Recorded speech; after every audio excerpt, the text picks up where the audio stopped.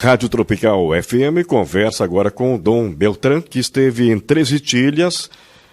Primeiramente explicando um pouco para o nosso ouvinte, o senhor é bisneto da princesa Isabel e trineto de Dom Pedro II, confere? Confere, exatamente. E tataraneto de Dona Leopoldina, que foi quem trouxe os alemães aqui para Santa Catarina. E o motivo da sua visita a Três Itilhas? É a primeira vez que o senhor vem a Três Itilhas? É a primeira vez que eu vim a Três Itilhas e sempre quis conhecer Três Itilhas, porque das minhas ascendências austríacas, pela Dona Leopoldina, e sempre me falaram de Três Itilhas, uma cidade assim, com muita cultura, muito austríaca, etc. Sempre foi um desejo, eu considerei que eu não conheceria algo do Brasil se não conhecesse Três Itilhas. Eu aproveitei uma viagem aqui ao sul, ao Paraná, depois ao Rio Grande do Sul e a Santa Catarina, estive em Xanxerê, outra cidade de Santa Catarina, para visitar a cidade de Três Itilhas. E qual a impressão que o senhor teve de Três Itilhas? Uma impressão muito boa, uma cidade muito limpa, muito ordenada, e um pedacinho da Áustria e da Alemanha aqui. O senhor defende um movimento, lidera um movimento chamado de Paz no Campo, no qual defende o direito à propriedade. Por que isso? Porque Paz no Campo é um movimento que visa dar segurança jurídica aos fazendeiros, mostrando quais são os fundamentos de uma economia sadia, que são, em primeiro lugar, a livre iniciativa, em segundo lugar, o direito de propriedade, em terceiro lugar, o princípio de subsidiariedade, que é um princípio segundo o qual um órgão superior só deve fazer o que o inferior não for capaz de realizar por si. Isto é, o governo só deveria fazer o que o conjunto da sociedade não for capaz de realizar por si. E quanto menor o governo, melhor. Deve haver governo, mas tem que ser pequeno, enxuto, e que saiba dar as grandes soluções para os problemas. E não está intervindo na vida concreta da nação e paralisando a nação, como acontece no Brasil atual. Então, o senhor a sua opinião é que o governo, o Estado como um todo, interfere demais na vida do cidadão. Interfere demais com uma legislação absolutamente absurda. Eu estudei direito, há um adágio de direito que diz, que se aprende logo nos primeiros anos da faculdade, nos primeiros da aula na faculdade de direito, que diz plurim lex pessima res publica. Quanto maior o número de leis, pior a coisa pública. E é exatamente nós temos aqui uma inflação legislativa, são praticamente 5.000 normas legais que foram editadas nos últimos anos. 5 milhões.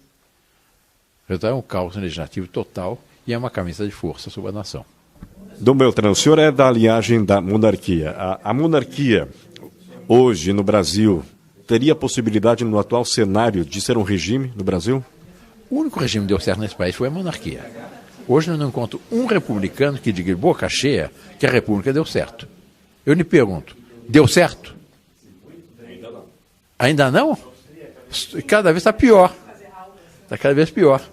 O único regime que deu certo é a monarquia, porque a monarquia é um regime que corresponde ao natural. Qual é a família? Qual é a estrutura interna de uma família? É uma micromonarquia. O pai é rei, a mãe é rainha, os filhos são os primeiros herdeiros. Numa fazenda. O fazendeiro é um pequeno monarca na sua fazenda, limitado pelos vizinhos, etc. Numa casa, numa padaria, o padeiro é um pequeno monarca. Isso é uma natural das coisas. E depois está na índole do povo. O que tem a república está provado que não deu certo. A corrupção republicana atual só se agrava. De ano a ano, a república está pior. Basta dizer o seguinte, a gente tem sempre saudade do anterior, que era menos mal que o atual. Dom Beltrán, o senhor contou uma história aqui, o senhor conhece bem a história da proclamação da República, e o senhor contou uma história que não está nos livros, não está nos registros. O senhor poderia contar um pouco desse outro lado, desse outro viés dessa história da proclamação da República? Não é um outro lado, é a realidade da proclamação da República. Porque nós temos a história é baseada em fatos comprovados. Isso é o fato comprovado. Qual é a história?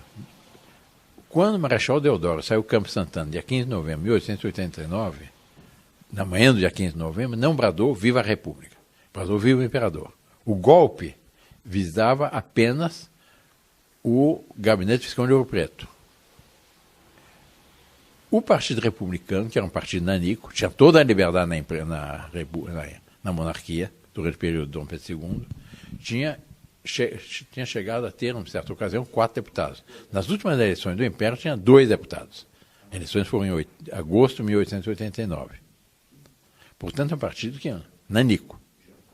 Mas havia a guarnição militar que estava em um choque com o presidente do Conselho de Ministros, o primeiro-ministro, o Visconde de Ouro Preto. Então, o objeto direto do golpe foi o Visconde de Ouro Preto. Os conspiradores, ligados a esses grupos militares revoltosos, chefiados pelo Marechal Deodoro, depois, sobretudo, Floriano Peixoto, Quintino Bocaiúva, Major Solon e outros, que iam aproveitar uma instabilidade para impor a república, porque achavam que o Brasil estava atrasado com os demais países da América Latina. Na realidade, o Brasil é o país mais adiantado da América Latina naquele tempo. Eles foram dizer a Deodoro, mentirosamente, que Dom Pedro II havia convocado para substituir o Visconde de Ouro Preto ao político gaúcho chamado Silveira Martins, o que não era verdade. Quem foi chamado para substituir o Visconde de Ouro Preto foi o conselheiro Saraiva. Mas quando disseram a Deodoro ser o conselheiro Ouro Preto, Deodoro disse, não, esse não, por nada nesse mundo.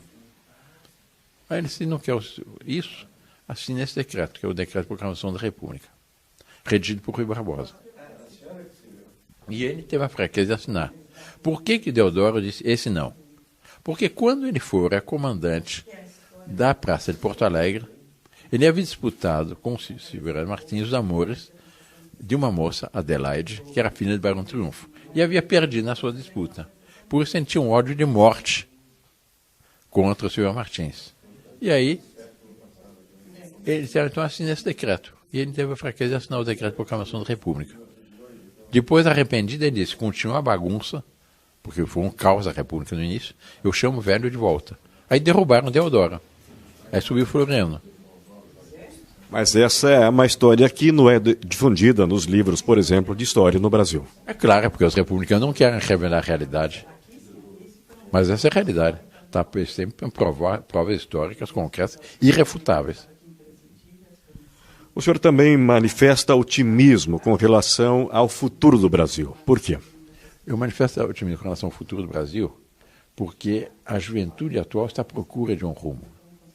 E quando se lhe apresenta quais são os verdadeiros rumos que resultam da boa ordem posta por Deus na criação, que são os princípios cristãos, a juventude tem como reação, de fato é isso mesmo. E hoje, a juventude tem um viés conservador. Recentemente, a revista, isto é, publicou uma revista de capa. E, na parte interna, vinha uma pesquisa feita pela Fundação Perseu Abramo, que é do PT, portanto, tem suspeita. O título da reportagem era Surpresa, a juventude brasileira é careta, que é conservadora. E todas as respostas dos jovens davam uma resposta com uma tendência conservadora. Queriam família estável, queriam redução da idade penal, queriam a favor do serviço militar obrigatório, a favor, como valores para a vida, o temor de Deus, etc. E aí está a grande esperança do Brasil. E o Brasil, apesar de toda a crise republicana, o Brasil está progredindo. O agronegócio, por exemplo, é quem salvou o Brasil da atual crise econômica. E esse progresso espetacular do agronegócio não é por causa do governo, é apesar do governo. Com relação ainda, Dom Beltrano, o senhor também abordou a questão da globalização, que se discutia muito em alguns anos atrás, hoje menos. O senhor se mostra também contra esse fenômeno. Eu sou contra a globalização, porque a globalização contraria exatamente um princípio fundamental que resulta dessa boa ordem pós-moderna na criação, que é que a vitalidade de um povo não vem de cima para baixo, vem de baixo para cima. E a economia não tem que ser planejada em nível mundial, que planeja todos os detalhes da economia. Isso vem surgindo, são os usos e costumes dos povos, aquilo que dá certo. Isso vai se explicitando e subindo de baixo para cima. E respeitando o princípio de subsidiariedade que eu fiz referência antes, que é o princípio que um órgão superior só deve fazer o que o inferior não for capaz de fazer por si. Para encerrarmos a nossa entrevista, Dom Beltrão, o senhor como descendente de austríaco, que mensagem, que conselho o senhor deixaria para o povo de Três Itilhas? O povo, o conselho que eu dei é que mantenha as suas tradições, saibam cultivar essas tradições e saibam trabalhar pelo bem do futuro do Brasil, que é o país que os acolheu. Dom Beltrão, muito obrigado pela entrevista, pela gentileza de receber a reportagem da Rádio Tropical FM de Três Itilhas. Muito obrigado pela ocasião que me dá de me dirigir pela Rádio Capital FM à população de Três Itilhas. Reise ihm zu